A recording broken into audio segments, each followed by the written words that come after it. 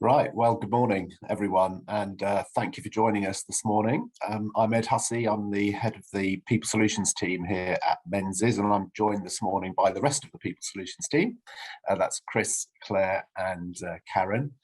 And this is part of our Practical People Management series of webinars where we have a look at some of the day-to-day aspects of good HR management, some of the challenges that we face, some of the top tips that we've learned over the years, and just giving some practical guidance to people. It's part of a whole series. We've got a number already recorded that you can find in our community, which I'll say more about in a second. And we've got a number of other webinars. We do about one a month, so they're coming up, and Karen's going to just tell you a bit more about those at the end. I mentioned this is part of our client community. This is an online community for clients, contacts, anyone who's interested really, normally employers with employment responsibilities who may not have a lot of HR resource in-house. And we just share information, updates, both strategic and compliance related, just interesting things, let people know what's coming up and give people an opportunity to get updated and maybe even get a bit inspired about what's going on in the world of employment and ideas and things for them to think about. I'm just going to share a slide very briefly, so that you can see how to be part of that. If I can find how to share, there we go. So if you point your phone at the QR code, I'll leave this up just while I'm doing my introductions, then you will be able to log into the community. It's free, so please do join us there. And we'd be very pleased to see you. Okay. Oops, sorry. I'm going to need to leave it like that just so that I can, hold on a minute. Hold on a minute. Trying to do too much on one screen. What we'll do is we'll show that to you again at the end, I think, and then yeah, coming up at the end. That's not trying to be so clever. Right. Have I stopped sharing? Yes. Yes, good, okay. Right, so as I mentioned, our topic today is selection interviewing. And we're being quite specific about the actual process of interviewing. But of course, it's part of a wider recruitment process, which we're obviously going to touch on, because selection, also recruitment and retention is the biggest challenge that our customers are facing at the moment, and certainly that we as an organization are facing too. So it's a very topical subject. By the way, if you've got questions as we go through, please just use the chat function and we will pick those up for you. So everyone is challenged currently. We found out this week that the level of people available in the jobs market, in terms of people who are unemployed and looking for work, is lower than the number of vacancies that are available. That's the first time that that's ever happened. And certainly, not just anecdotally, but in real life, we are seeing real struggles, both for ourselves and our clients in recruiting talent. So it's the right time to focus on having a smooth and professional process and being able to gather high quality information to help you identify the right candidate, but also actually to understand candidate needs. On that note, it's really important to think about your overall hiring process because candidates can afford to be very choosy at the moment, and they are being very choosy, and we are seeing that in many examples.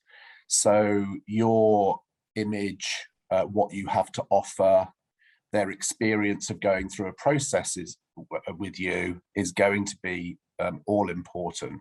The power at the moment is very much with the candidates. Now, that's a kind of whole other topic really for a webinar that we might come to, but it's definitely worth thinking about and raising at the moment. There are lots of things that need to align for candidates in relation to their decisions, such as the opportunities that are provided by joining you, both in terms of the role and their development. Flexibility is a big one at the moment. Employee benefits, the nature of your business's purpose, your approach to sustainability, community, diversity. All of those things are areas where companies are being scrutinized by talent and making their choices. So before you even get started thinking about your interview process, look at your profile, what you can project to candidates. What are your values? What marks you out as an employer of choice? Have you got the right benefits in place? You won't be surprised to hear that one of the top considerations for people at the moment is flexibility around working hours, holidays, working from home, corporate social responsibility, company reputation. Again, topics for another day, and they are things that we're increasingly focusing on within our employment community. So we're adding content and having discussions about that increasingly within that environment. So please join us and join in the conversation.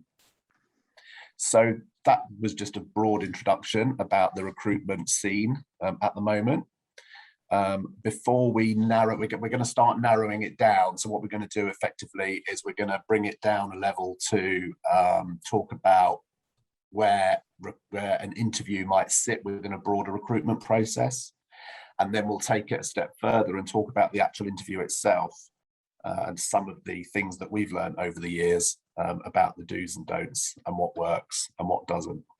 So I'm going to hand over to Karen for now to talk about this in the context of a selection process.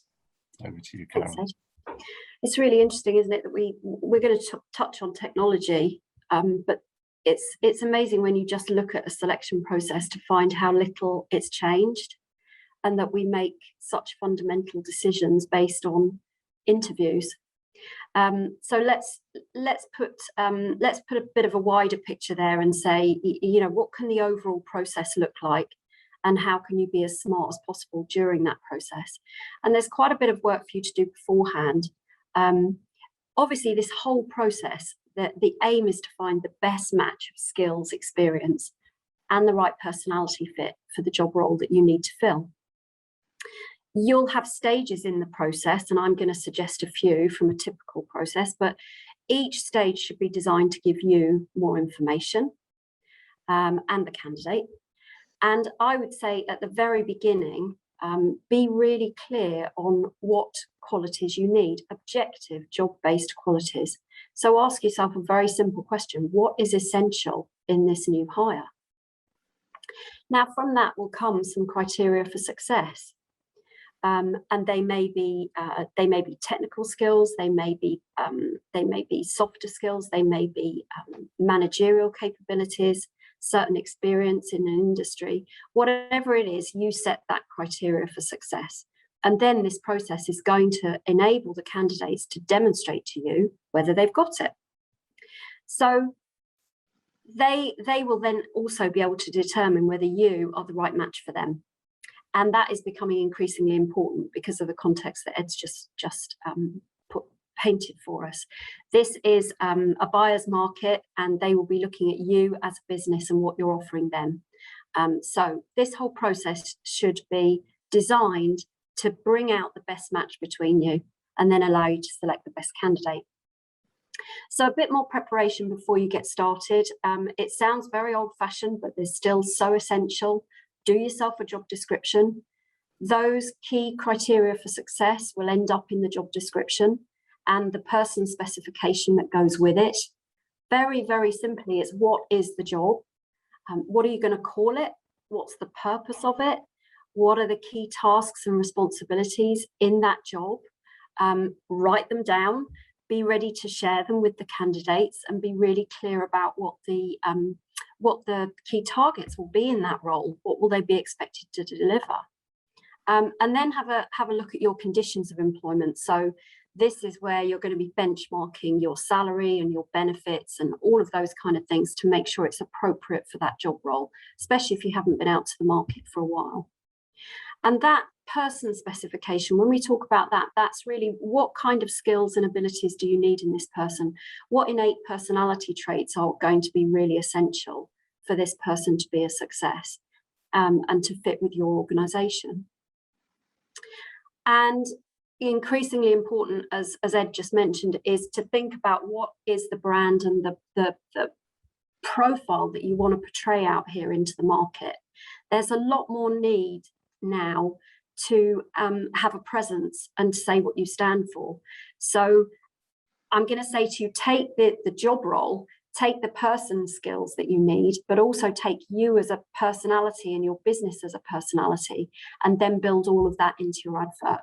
However you advertise, whether you're going out to an agency, whether you're going online, putting it on LinkedIn, putting it on your website, be consistent throughout then as to the personality that you portray out there, and think really carefully what that looks like. We're not going to go into, the pros and cons of different media today. As I say, that's probably something for another time, but that really is somewhere where the process has absolutely transformed. And you will need to be using technology and very fast moving media to attract people these days. So that's preparation. You know what the job is, you know the skills and personality that you need in the person, you know how you're going to portray yourself and advertise the role, and you'll get it out there. And one way or another, you will then gather in those applications. And I think there's probably a 4-stage process that you're going to go through. And the first is that you're going to get an application. It may be a traditional application form if you have one. It may be a CV. Whatever way that comes in, you're going to be presented with some initial information from the candidate. And from that paper stage, if you like, you're going to be able to establish some basics. You'll see whether they've got the key experience. You'll see things like where they live, if it's commutable. You'll have some idea whether they have some of the relevant experience that you're looking for. And you can use technology to do some initial screening for you there. Very simple yes/no questions that come with your online application. If they're not in your salary range, if they're not in commuting distance, if they don't have a key criteria of experience, then the technology can knock them out at that stage. And you will end up with some key candidates coming through to the next stage. I'd suggest then, why not think about a telephone interview? Why not do some telephone screening? It can be really quick and a really effective way of making fast contact with your candidate, making sure that you've really got some of those basics in place. Surprisingly enough, actually reminding them that they applied. You will find candidates are doing multiple applications, and you will want to be saying, you've applied for my role, this is who I am, I'm really interested in you, would you like to come to the next stage? And suddenly you will be at the top of that list of multiple applications they've potentially put in. So you can do that very quickly. At this stage, if you weren't aware, do the basics like notice periods, salary expectations, that kind of thing, so that you're not going any further without that in place. If you've got particular technology or some technical skills that you need, you may want to build in a test at this stage. I was talking to a client recently who does a quick Excel test on their candidates at this stage of the process, because it's absolutely crucial. And the candidates need to get through the Excel test to go to the next stage. And then really we come to the crucial bit, which is, I think then you will interview them. So I think you will want to meet them in person. They will want to meet you. We've done an awful lot of that on Zoom, so you may do it on Zoom these days. But I bet in the end you invite them in to meet you face to face, and you will end up in the room together and do your selection interview. Really crucial that you're going back to your success criteria and you're designing your interview to bring out the discussion around those key areas. And we often call those competencies, and we often call that competency-based interviewing, which we're going to talk more about in a minute as to how you design the actual content of that interview. I'll just finish a little bit on structure before I hand over to Claire, but just to mention, more than one interview is common, but please be clear with your candidates that you will have a two-stage interview process. Candidates don't like having their time wasted now. If you're going to invite them back twice, make it clear why. Give that a purpose for them. So if you're inviting them back on the second occasion, that's to make the final decision, and they should potentially understand that. They would perhaps get to meet other people, have a tour of the facility. So make each stage of your process have a purpose. And perhaps at the interview stage, if you haven't up to then, you may make it more interactive and more than just an interview.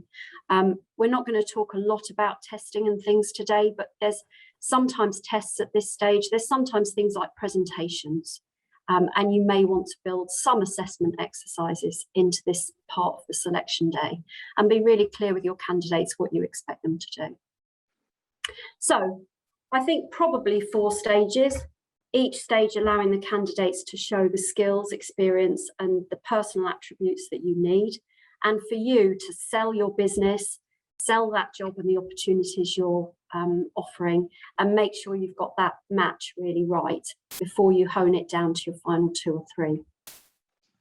I'm going to focus us back on that actual selection interview now with our tips for success, and Claire's going to start to take you through that. Thank you, Karen. So as Karen's outlined, the purpose of the interview stage is to provide a two-way discussion and to explore the candidate's fit with your job role in more detail. So you want to allow the candidates to demonstrate their experience by asking questions about your success criteria. And these are the competencies that you decided were the most important for you to find in your new hire. So a good interview will allow candidates to show they have the skills, experience and the personal attributes that you need. So interviewing can be a flawed process. So to overcome this, we can use good questioning and job-based competencies to focus on only the relevant feedback we need. So you'll take the essential skills, experience and behaviours and you'll turn these into your interview topics. Now, there are 4 key elements for a successful interview. And the first one is, what is the objective? So what do you want to have achieved by the end of the interview? For example, is it the final stage and you want to have chosen your candidate?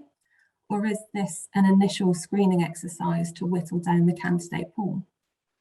Also, in terms of objectives, what do you actually want to find out? Do you need to find out factual information, more about the candidate's character, their suitability or their experience, or perhaps it's more of a combination of all of these? I suppose it depends how many stages you're going to have, and you can find out each element at each stage. The second key element for a successful interview is the strategy. So how will you structure the interview and what are you going to include? So as Karen's already mentioned, you can use tests and assessments. Is this going to be appropriate for the role you're recruiting for? Will you ask the candidate to prepare a presentation? And of course, there's going to be some element of questioning. Now, before the interview, you should decide on your areas of questioning, and there are several different types. As Karen's already mentioned, there are competency-based questions. For example, tell us about a particularly difficult situation that you've managed. You might want to ask questions around ethics. So how would you react if you were asked to lie for a client? You might want to ask questions that explore the candidate's strengths and weaknesses. So when have you failed at something? How did you cope? What did you do to rectify the situation and ensure that it doesn't happen again? You might want to explore their career goals and aspirations. So why do you want to work here? How do you see your career developing with us or otherwise? And if it's appropriate and relevant, then you might want to ask them about current affairs. So, for example, how has Brexit affected our industry? Now, the third element is the structure. So it's best to have a defined beginning, middle and end. So it's always best to start with an introduction, introduce yourself and the business, give them an outline of what they can expect from the interview that day. Then there will be the interview itself in the middle with any of the elements that you've chosen to include, such as tests or presentations. Then you should close the interview with a summary. Allow the candidate to ask any questions that they have and confirm the next steps to them and the anticipated timeline. So when can they expect to hear from you, and what are they going to be hearing? Are they through to the next stage, or is it they've been selected for the role?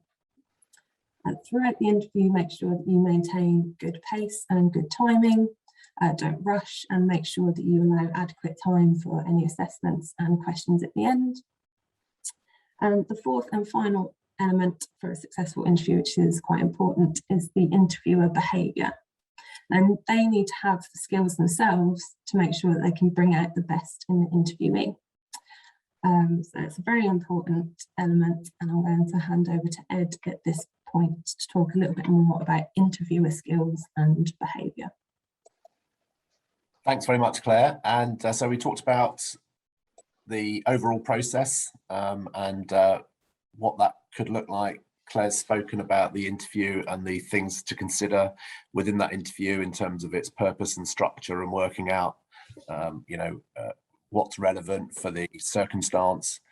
And then within the actual interview itself, there are then the skills that are deployed and the skills that are required in order to be able to, as Claire said, elicit from the candidate the information that you want in a way that you can easily measure it against your criteria, against your objectives, and make a good decision.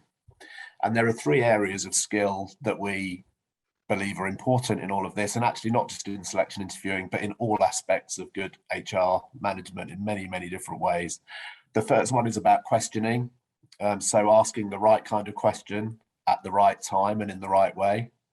The second is about listening, and something we called active listening.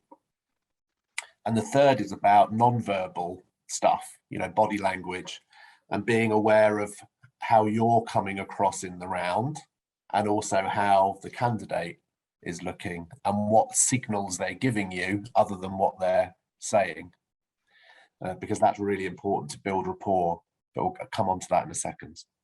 Don't forget, by the way, if you've got questions, please pop them into the chat, and we'll definitely get to those at the end. So let's start off with looking at questions. And one thing I was taught very early in my career was about the question funnel. Which is one of those things that's just stuck with me ever since, where effectively you start at the top by asking nice open questions to get people talking, and then you effectively whittle down from there in order to get the kind of pure information and the evidence that you need at the bottom of the funnel in order to compare that with your criteria and work out whether they're meeting it or not. So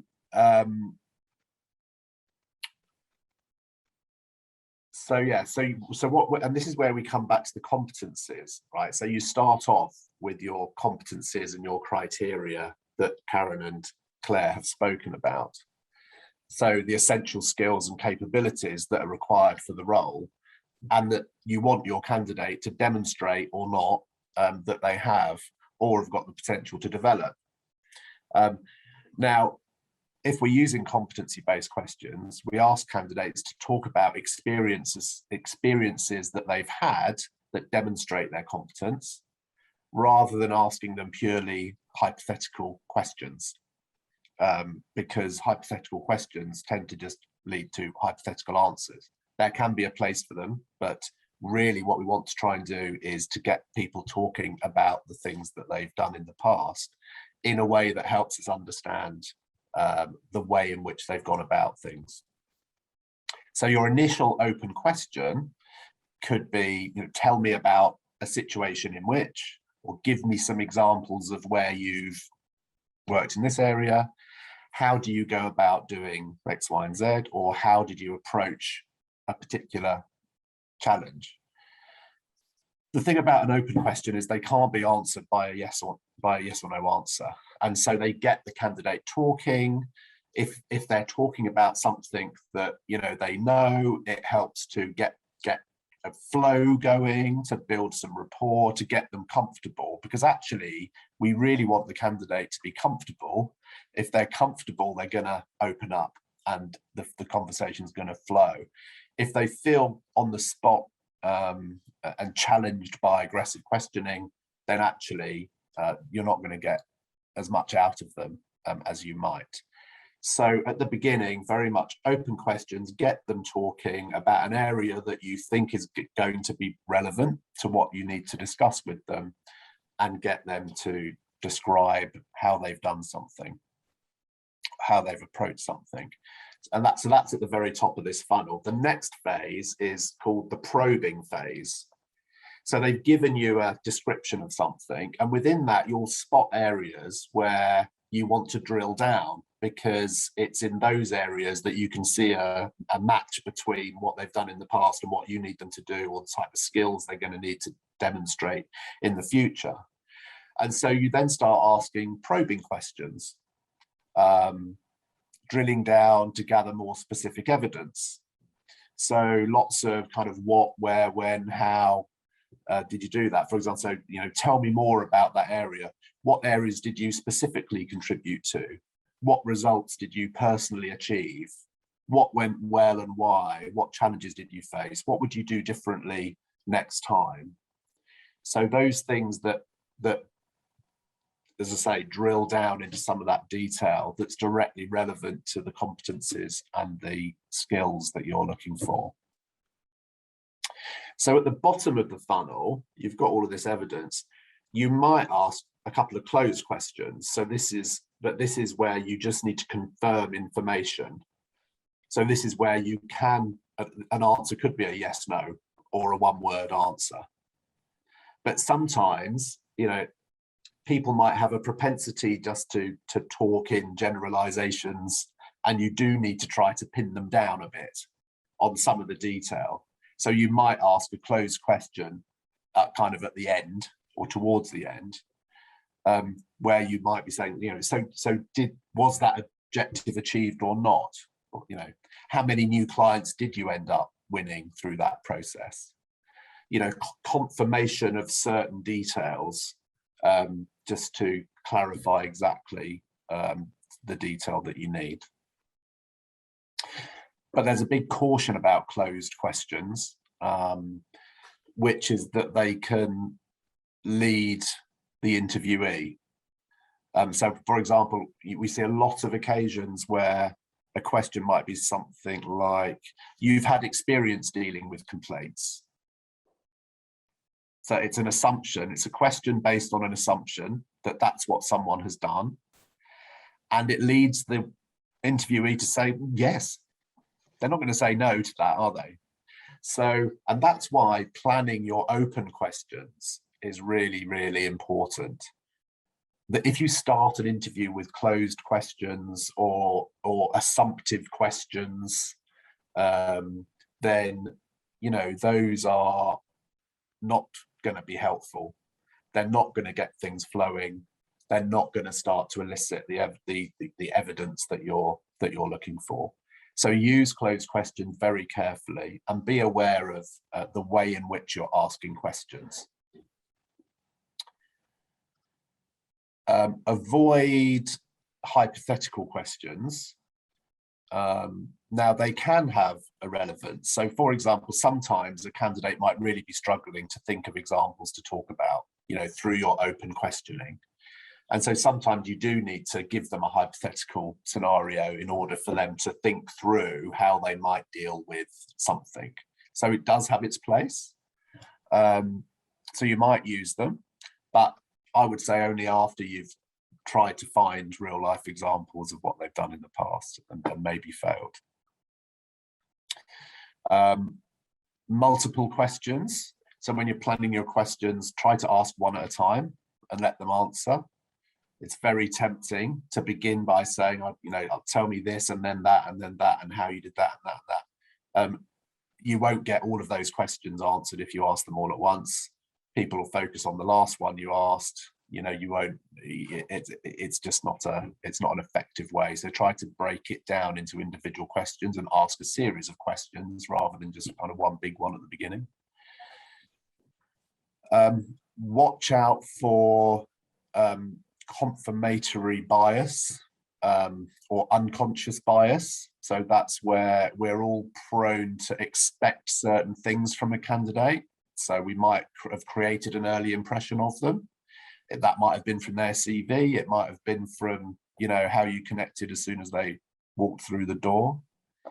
And what can happen is you're then, in a sense, you're either willing them to do well, or you've decided they're not going to be any good. And we are all prone to those instinctive judgments. And you really need to work hard, to put all of those aside and to focus on the questions and the evidence that's being brought up. Because we will all, sometimes if people don't give you a full answer, you'll fill in the gaps for them based on an assumption of what you think it is they're going to tell you or what it is you want to hear from them. So just be aware of those things. They are natural tendencies. We've got to put aside our, we generally like to recruit people who are kind of like us. We think we might be the perfect example of what we're looking for. Well, we need to put that to one side and be really open and non-judgmental in that kind of instinctive way, based judgments on evidence that you're gathering through your questions, rather than allowing yourself just to make lots of assumptions. So questioning, really important, and plan for it. Don't walk into an interview and say, I'm just going to wing it, because that won't work. Plan your criteria, at least plan your open questions. You do need to be flexible. You do want it to flow. And so, you do want to be able to go where the candidate takes you in many respects. But if you're really well thought through in terms of your competencies, your criteria, what you're trying to elicit, and what your kind of key opening questions are, you can actually then, be quite flexible. So the next thing is listening. And number one golden rule is listen more than you talk. It's surprising how many times we can be in an interview and the interviewer monopolizes the conversation. And that's not really the way round it should be. I mean, yes, you've got to sell your organization in the way that Karen described. You've got to, and increasingly, talk to people about you, the business, what you've got going, for yourselves, what you've got to offer. And that's fine. There's a time for that, but don't monopolize all of the kind of questioning time as well. That's quite common, and sometimes you can get to an interview and the interviewee has actually made a relatively small contribution to the whole thing. So avoid that.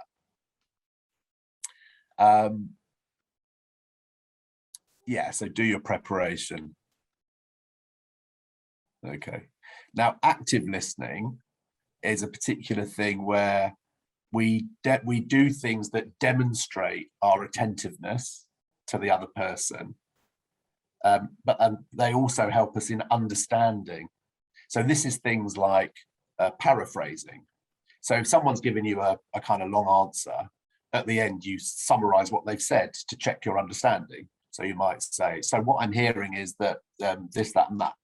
Is that, did I hear that correctly? So you're checking understanding. You might be doing what we call verbal nods. So this is showing that you're, nodding your head, giving them an encouraging, smile. Maybe, oh yeah,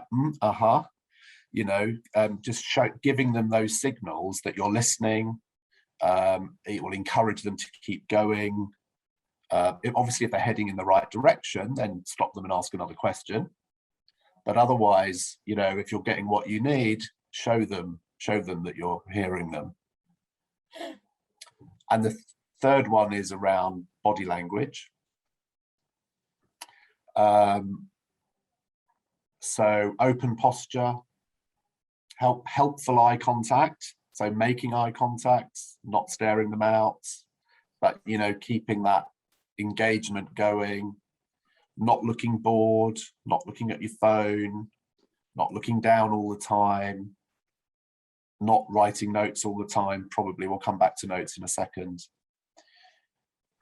So all of those classic body language attributes, where we're being open to them, we're being encouraging, we're being positive, and also observing their body language too.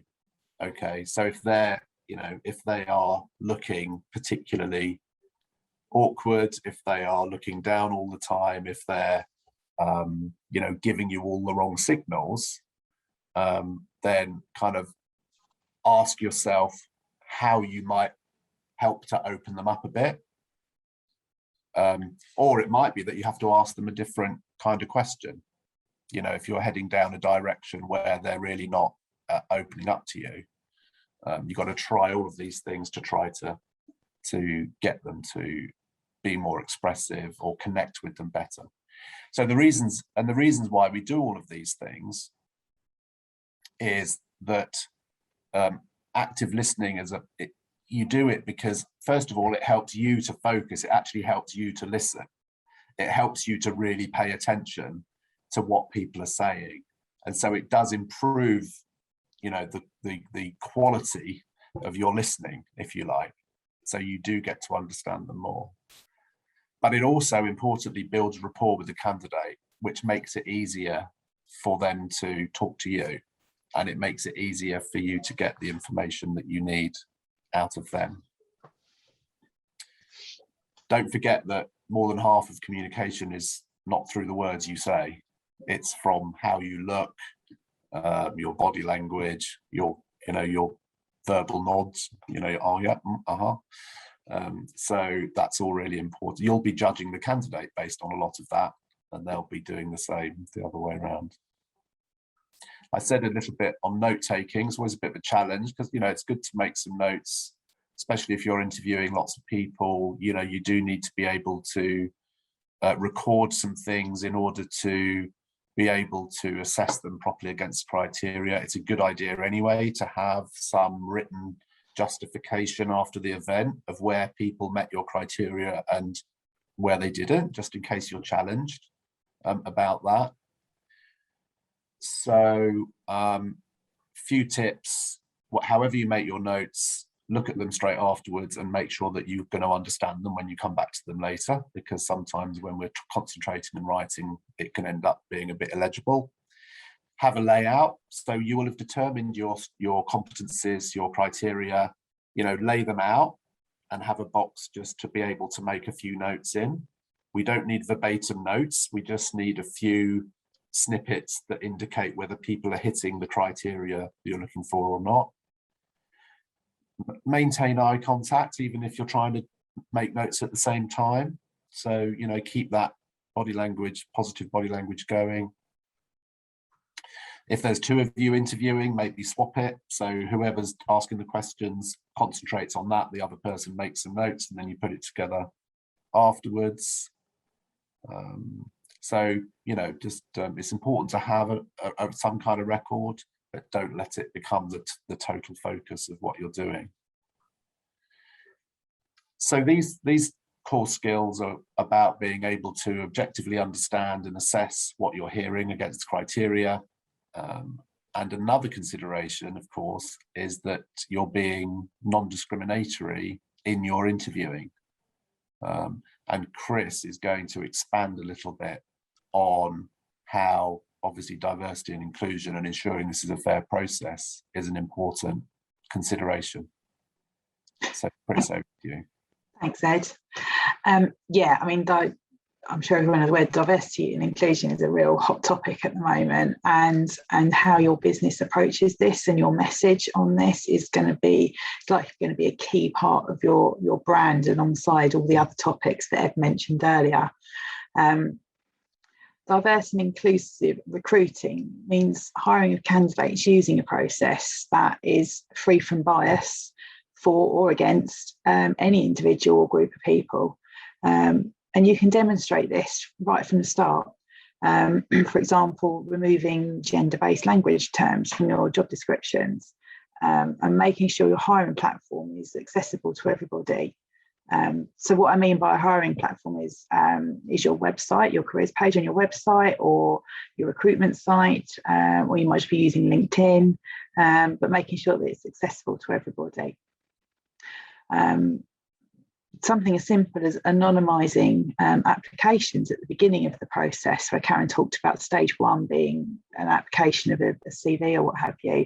A lot of applicant tracking software will allow those to be anonymized, so that the person making the initial review of the CVs has no name or gender or anything else that potentially could lead to any unconscious bias. And ensure you check with all candidates if they need any adjustments made to allow them to take part in the selection process. So that's not just asking the candidates that you think might need it, it's asking everybody. And that means that you're being fair and equitable. However, once you have a candidate in front of you, you may be tempted to ask some questions which could undo all of that good work that you've done in promoting and projecting your employer brand. So, some questions to avoid. Avoid including any questions about things like who will look after the candidate's children while they're at work, or do they have plans to start a family or have more children? Obviously, these can be seen as assessing the candidate's availability rather than their ability to carry out the role, but of course can lead to potential discrimination. So just avoid these areas. Obviously, if a candidate volunteers information about their family and you've got some wonderful family-friendly policies, then you can flag this to them, especially if you've got enhancements to those policies. And this will be a really positive point and will help you sell your business to the potential candidate. Don't ask too many questions around hobbies or interests, as you may end up consciously or unconsciously making a decision based on your personal connection. So this goes back to what Ed was saying about making an unconscious assessment of somebody as they arrive. The danger is you might be more likely to favour a candidate if you have a shared interest. However, on the flip side, you may want to explore their interests if they demonstrate skills that they can bring to the role. So if somebody volunteers in a charity shop, for example, and they're interviewing for a customer service type role, that experience will be really relevant. And finally, avoid too many probing questions around a candidate's health. They may offer information, for example, to explain a gap on their CV, but going any further could lead to, again, conscious or unconscious bias and therefore discrimination. The exception here is health checks. Now, general health questionnaires at the point of interview have not been allowed for some time. But the exception is where you need to carry out some assessments because it's part of the role. It relates to part of the role. So, example, a firefighter fitness test. You need to know they're fit enough in order to do the role, so it becomes part of your selection process, but all candidates are subject to the same test. There's nothing to stop you carrying out health checks on your chosen candidate. So once you have selected your candidate and offered them the role, you can then ask them to fill in a health questionnaire. But that comes as part of their joining the business as opposed to part of the selection process. I mean, and it goes without saying, finally, was any information that you do gain from candidates in terms of their health for these reasons, you need to make sure that it's held securely. GDPR comes into force at this point. All that information needs to be held securely.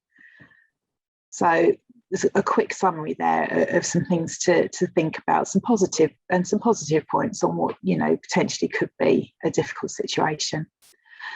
I'm now going to hand back to Karen to carry on. Thank you, Chris.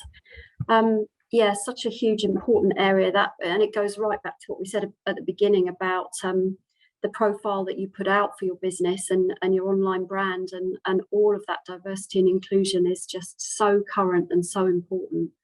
And the wider pool of talent that you can attract, obviously by far the better for you, and then obviously bringing those diverse skills into the business. Before I sum up, I thought I'd just let you know that we don't always get it right.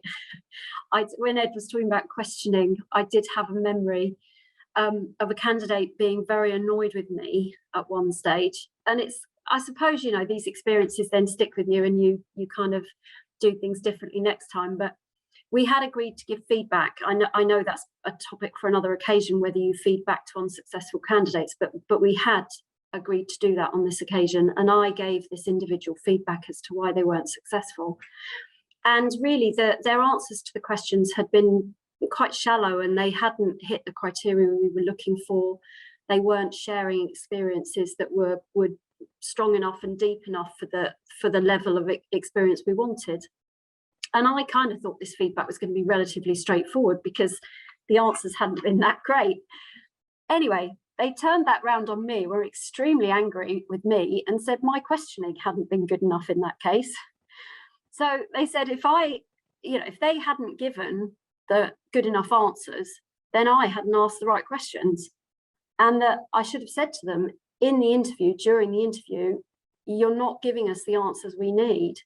You know, I'm going to phrase the question again.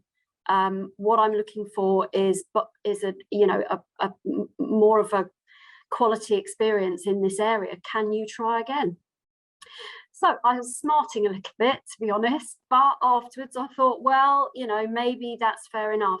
Actually, there isn't much point sitting listening to a candidate who doesn't give you the answers you want. And the lesson for me from that was, you know, it is perhaps fairer to say to them, that's not hitting the mark for us. Can we try that again?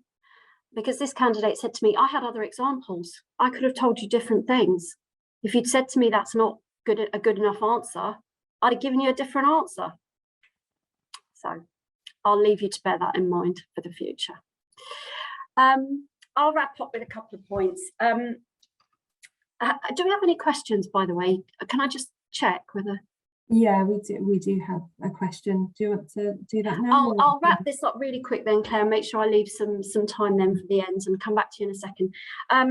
I would say a real thing for us, a message from us as a team in supporting clients on recruitment is please bear in mind your availability. So response times are really crucial in recruitment. They always have been, but particularly now. And recruitment is time consuming. So we always say at the start, this is going to really eat into your time. You're going to have to look at your diary. You're going to have to be available. We're going to have to move quickly. And the number of times that then ends up not being the case. So, you know, it is very difficult for you to clear your diary to make recruitment your priority. But please bear that in mind as you plan your campaign. You will need your process to be slick, professional. You're going to have to go back and respond to candidates in a timely manner. So think about your time commitment and how available you are. Secondly, just think about the candidates who aren't successful. More than once we've gone back to the second candidate. You know, it's been a close run thing. The first candidates let us down. We have had a relationship with the reserve candidate where they knew it was a close run thing. We've, you know, treated them with some respect. They were unfortunately successful. They weren't just rejected and, you know, nobody cared about them anymore. And it's allowed us to go back to that reserve candidate and say, actually, we'd really like to talk to you again because it didn't work out. Really, that's so important today. We're losing so many candidates at the last, you know, at the last moment, or even after offer. You know, that's just the way of the world. So yeah, do not do not burn any bridges with other candidates who could also have been suited. That's such good advice. And I mean, we're talking about brand, we're talking about professionalism. Candidates got all sorts of ways of posting their experiences online now. Their interactions with you, whether they work for you or not, or whether they just go through this process. So you know, making it highly professional, related to your brand values. You know, if you pride yourself on responsiveness, well, be responsive and you know, treat these candidates in a thoroughly slick and professional way. So we'll just put that in your mind as well before you even get started with recruiting. Claire, let's take those questions then, shall we? Yep, sure. So the question is, what is your view on CV-based applications versus structured application forms?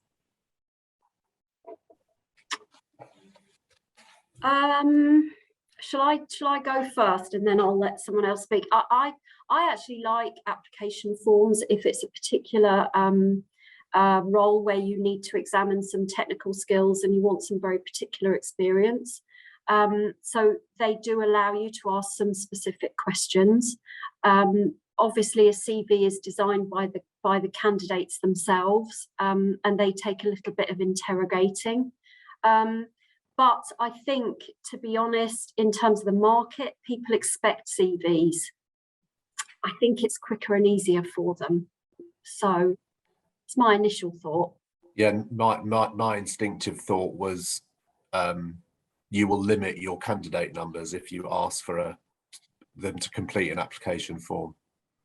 And I think that will be one of, I mean, I totally get that if there are specific information that you need, then yes, but asking people to put in all of their non-biographical data and their you know, and their career history, which they've already put on their CV, I think that will put people off.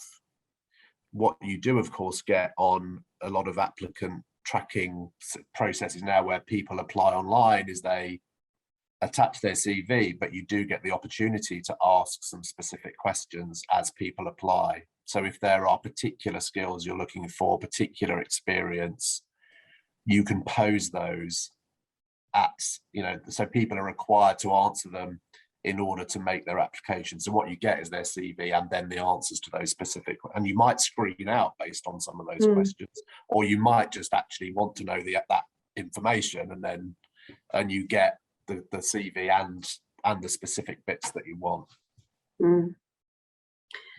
The other thing that comes to mind is if you're going to build in testing, I think you need to be aware that the testing can be off-putting.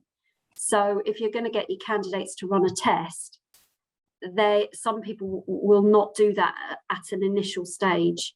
If you've shortlisted them and they know they're past the first hurdle and you are seriously considering them, they'll probably then do the test. But if you put it in too early, they won't take the time because they know you haven't even looked at them yet. So timing on that is an issue, I think, as well. Good point. Yeah, I think you need to get them on the hook and then persuade them that they need to do spend the time. Yeah. Spend time. Yeah. Anything else, Claire? No, that's it. Okay, well, let's put up our final slide. If anybody's got any final questions, do post them there for us. We've still got a couple of minutes to capture them. But if Ed pops up the final slide, then I'll just tell you a little bit about what we've got coming up. So please do join our community. Really easily done on that QR code that we're showing on the screen. We are building more members and more content all the time. We aim to, make that interesting and valuable for you, and to find some very easy answers to questions and content that will, inspire you and give you some solutions. Talking about our next webinars, I'm going to just pick up the next two. So we've got long-term absence coming up in June. Some of you will have joined us for when we talked about managing sickness absence, and it was far more that short-term problem absence that we talked about before, you'll find our recording of that on the community. But when we meet on the 16th of June, we're going to talk more about managing long-term conditions and absences, because it's a different focus there. And I wanted to mention our event on the 14th of July. You'll see it's called Questions on Family Leave. We wanted to take a different approach there. Family leave's just such a huge topic, and we thought, why don't we just do that as a Q&A? So we're looking for the things that you would like to ask about family leave, any type of family leave, maternity, paternity, shared parental, whatever it is. We're going to try and choose the topics that we get asked most often. You know, do I have to give someone on maternity leave their holiday, that kind of thing. And we're going to answer those key points because there are some issues there that seem to come up very often. We're happy to take your questions anytime between now and July. You can get in touch with any of us on a topic that you'd like us to be pre-prepared for on that. So do join us that day, and we'll be looking to make that a Q&A session. Okay, I'll just check with the team if we need to say anything else before we say goodbye. No, I think that's good. All good. All right, well, look, thanks for joining us, and we look forward to seeing you again on the 16th of June.